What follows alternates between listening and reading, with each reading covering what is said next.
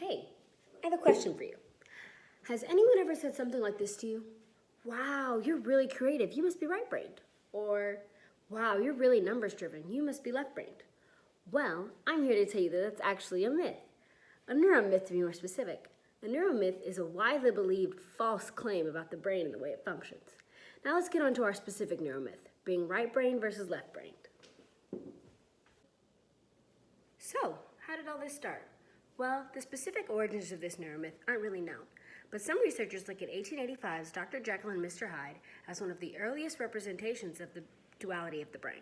You see, Dr. Jekyll was the logical left brain while Mr. Hyde was the emotional right brain. In addition, other researchers look at Dr. Roger Sperry's 1960 study of split brain patients.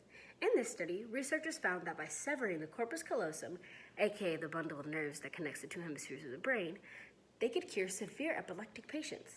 Afterwards, the patients appeared to be functioning normally, but when they took a closer look, there were subtle differences in perception and cognition. This led researchers to discovering how the two hemispheres of the brain function.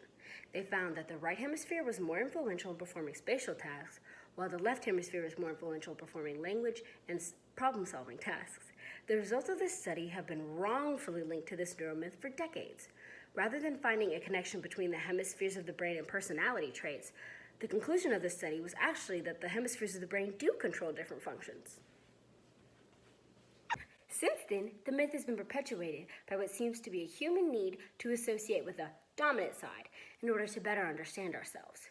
Humans experience categorical dominance with our feet, hands, and eyes, so why not the hemispheres of our brain? I'll tell you why. There's no evidence.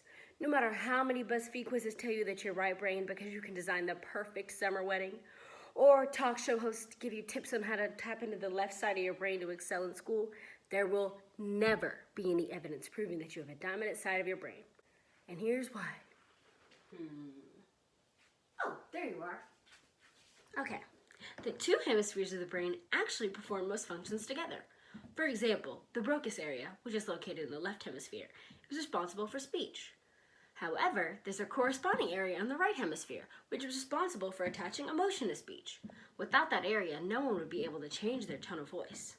Additionally, researchers at the University of Utah finally proved that being right-brained or left-brained is a myth by studying lateralization.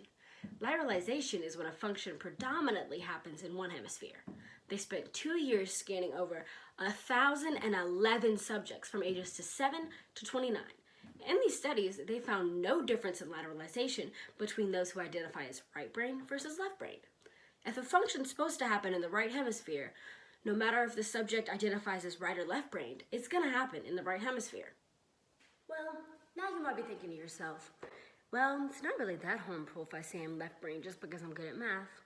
While you might like associating with your personality traits with a certain hemisphere of your brain, you could also be limiting yourself at the same time.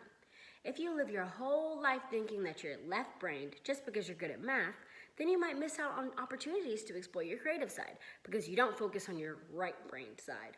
In reality, you shouldn't limit your way of thinking or living just because you associate more with a certain hemisphere of the brain. Well, that's all for me. Bye!